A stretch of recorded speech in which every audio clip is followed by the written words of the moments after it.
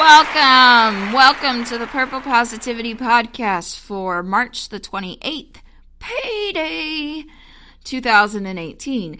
I am your host, the amazingly adorable and no longer broke, but not for long, Rebecca Thistle, podcasting to you live-ish from my kitchen/dining room table in my apartment, which I call Jeffrey Thistlework. Okay, so the title of today's show is Cookies Save Lives. And I'm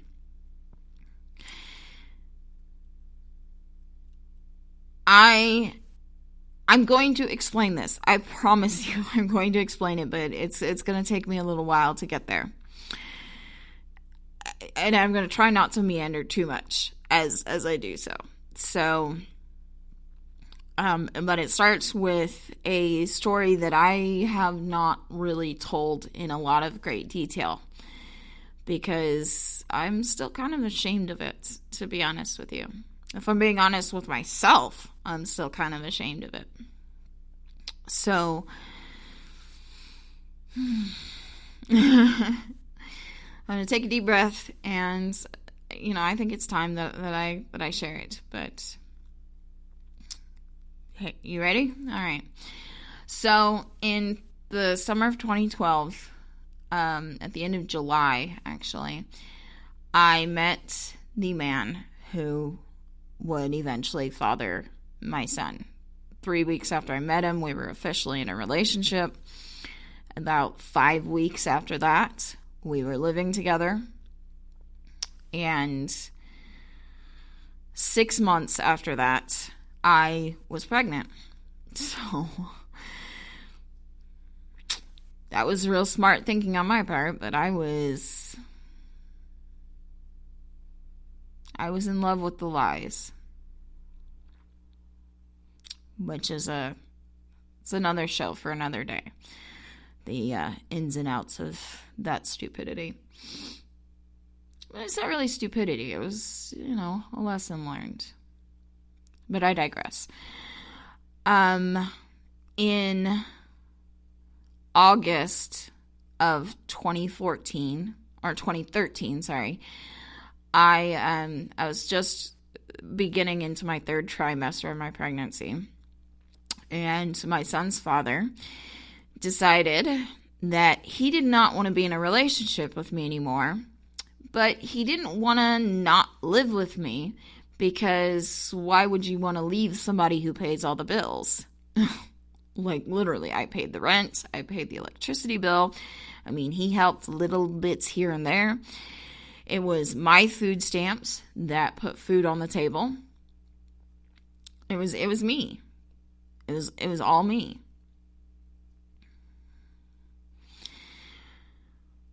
So, my son's father decided he was going to start sleeping on the couch. And then he decided that he was going to move his new girlfriend in. And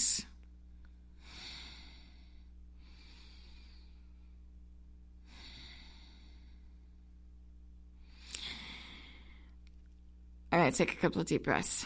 And there's a lot of ins and outs of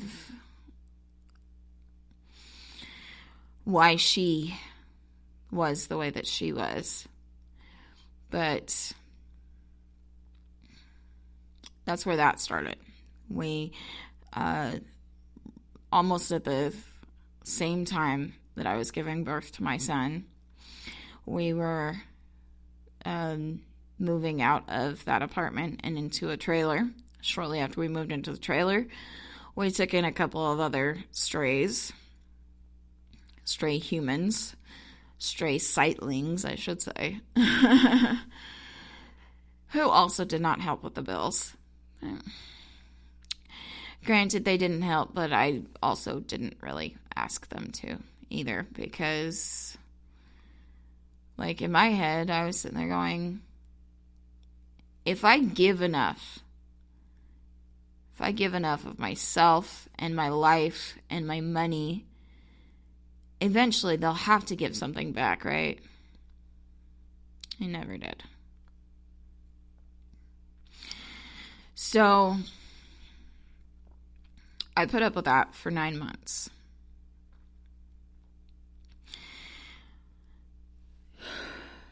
I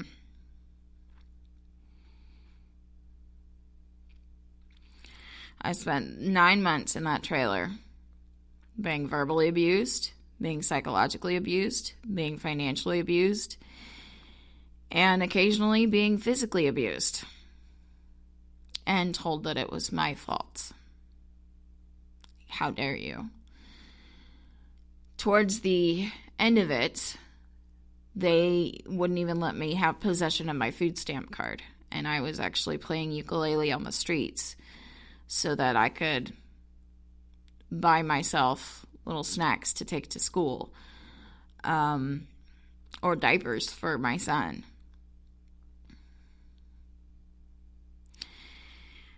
And, and also it made me feel good about myself. I don't want to sit here and say, oh, I was just doing it for money because I was desperate. Yeah, I was, but it also made me feel good to brighten somebody's day like that.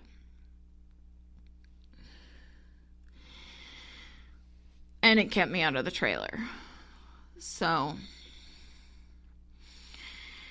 come September 23rd, by the way, my birthday, in case you were wondering, I had already decided I was going to leave. And I just didn't know how it was going to happen, and I wanted to leave on my terms. Well, my grandmother called me to wish me happy birthday, and I had told her, or I had told my parents, and my parents had told her that I was trying to get out of this situation. And she suggested that a quicker route out of the situation would be to go into the local domestic violence shelter, which I still think of as Damagran. I'll explain that in a little bit. So she suggested that I go to Damagran, and because at that time my mind was still not completely in the right place. Like, I knew I was in an unhealthy situation. I knew I wanted to get out of it, but I didn't think the situation that I was in was abusive.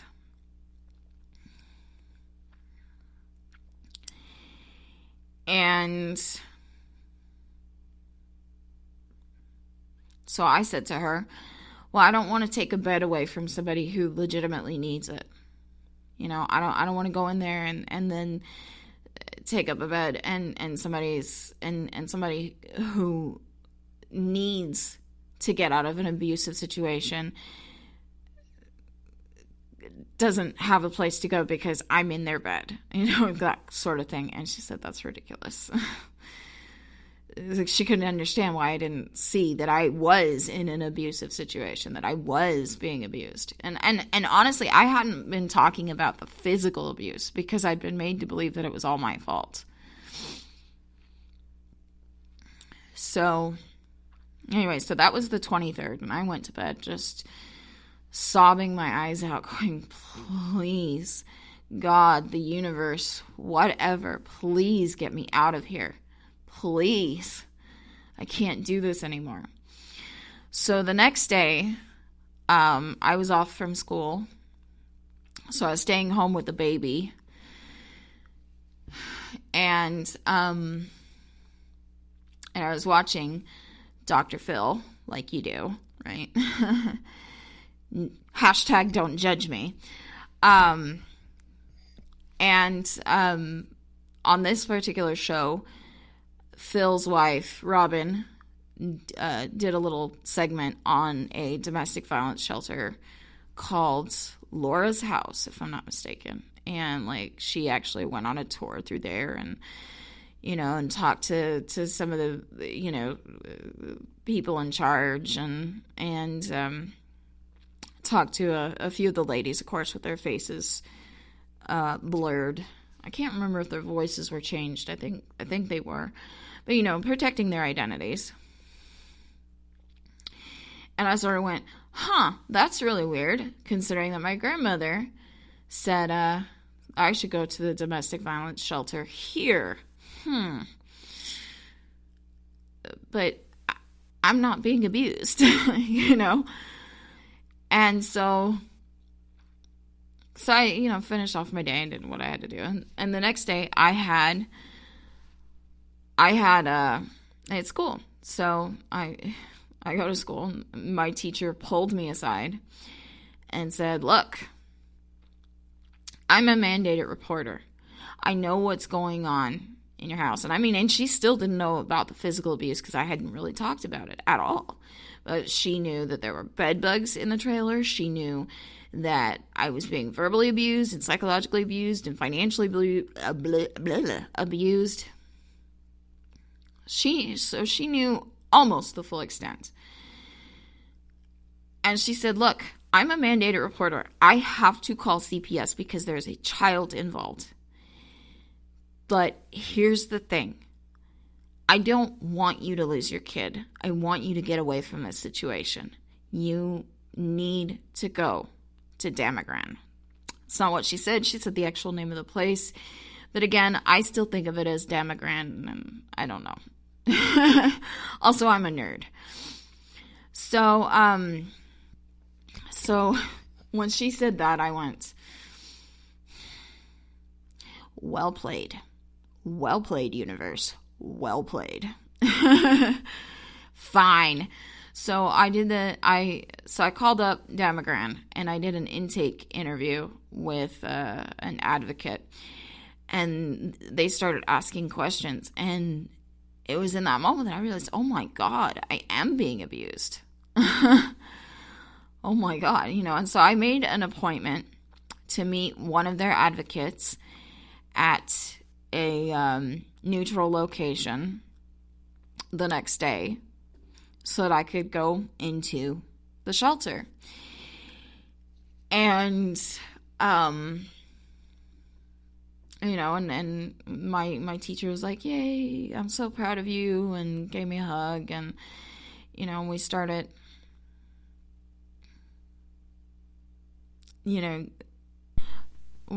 making plans, and I'm looking forward to the future and celebrating. And I started panicking a little bit. But I knew I was doing the right thing. And here's a kind of side note. I remember I was in such a bad place at that time before I made that call. And my teacher, her name was Lori. She said, Becca, you look so defeated, but when you talk about your son, your face just completely lights up. And so I know that you would do anything for him. You gotta do this. And I think that was what set me over the edge. Oh Lord, I didn't mean to start crying. Anyway, so I made the call, I set up the appointment, and I started riding the bus back to the trailer. And I was almost to my stop when I got a call from Child Protective Services saying, hey, we're in your driveway, where are you? I said, I'm on the bus, I'm almost home, I'll be there in about 10 minutes. And they were like, oh, okay, well, we'll just wait. So I was like, okay. So, I walk up, they're sitting in the driveway, and they said,